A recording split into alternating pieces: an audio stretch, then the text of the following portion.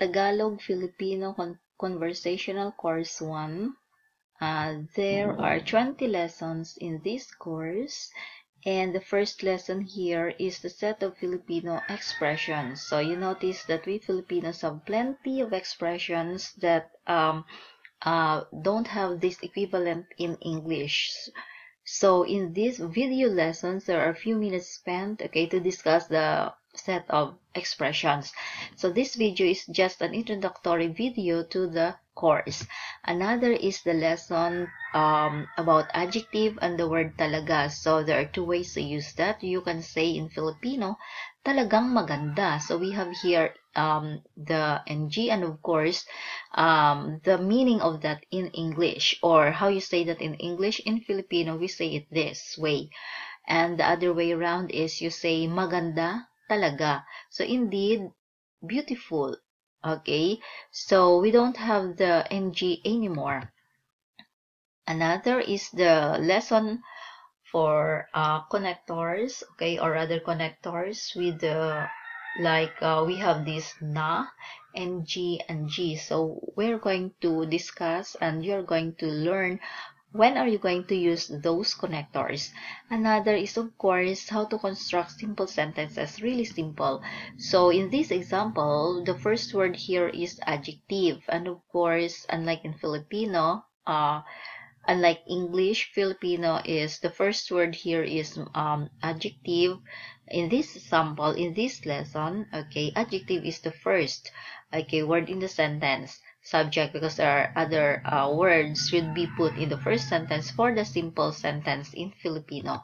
Another, the most common particles, you can really hear this every day, like the word na and pa, okay? When you're going to combine the na and pa with the other words, it could mean different thing. That's in Filipino. And there are some words in Filipino that they have no meaning in English, but when you're going to combine it with the other word, of course, it would have meaning. So here we position the particle right after the adjective in the sentence. And we have this expression set to, like, grabe talaga. It depends how you say it. It depends how you feel. So from there, it could be you are exaggerating something extremely bad or good. So that is for the word grabe. And of course, there are lots of expressions in this lesson.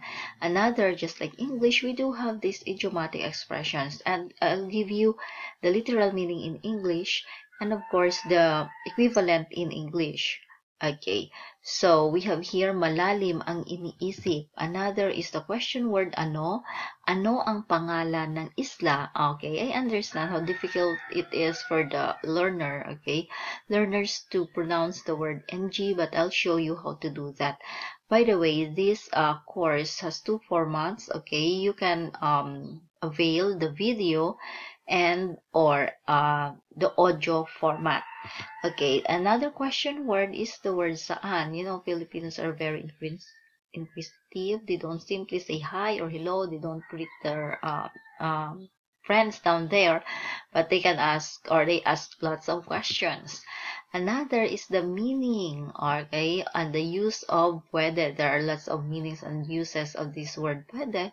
Pwede po magtanong, okay, of course, there is this English equivalent of these questions. So don't worry whether you have this zero knowledge in Filipino, in Tagalog, okay, you can still learn. You can easily learn in this lesson. Another is the existential words meron o wala. So the original word here is mayroon. Okay, now we're saying meron. And here, of course, the connector, G. So why are we putting connectors or connector in these phrases? I'll be explaining that in the lesson. So merong Serena dito. Another is this lesson gusto and ayaw. Gusto is Spanish, of course, you know that. And ayaw, don't like, or you say ayaw ko ng saging. I don't like banana. You say ayoko. Okay, shorten word. You know, Filipinos, we do like to shorten words or things. And then we have here hindi versus wala. So we say walang hotel doon. Okay, there is no hotel doon. there, over there. So we have this, the NG again as connector. So as you notice, it's really common in Filipino to put connectors. And there are a few minutes spent in this lesson to discuss this thing. And of course, there is this English translation and examples and the uses in phrases or sentences. So you will surely quickly learn. Another is the confusing pronouns ako and ko.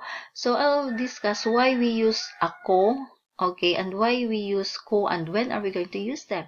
So you say mabait ako, adjective. So you're saying I am nice, I am kind. When you put noun here, you say laptop, okay? Laptop ko, now it's possessive form for the ko, and in English you say that my laptop. Of course, you cannot say laptop ako when you mean I am a laptop. So that's it. Another is the ka and the and mo. Okay, maingay ka. How are we going to pronounce this word with the word ng? You will learn that. And of course, the use of ba. So in English, you have this do you, are you. Okay, in Filipino, we simply put the word ba. But, okay, don't combine this with the WH question because it sounds like you're irritated, angry. Okay, so I'll show you that. Another is, of course, magkano. When you are in the open market, street market, okay, you will be using the word magkano because from there you can ask discount. And of course, the word paki. So we're going to combine the word paki with the verb. Okay, what does it mean to be polite or whatever? So we're going to discuss it here. Another is the expressions. Set 3. Naintindihan mo ba? So another Spanish word. Okay, don't worry with the long words because I am going to show you how to pronounce, because in Filipino we don't have the silent letter, okay? Everything is pronounced. Remember that.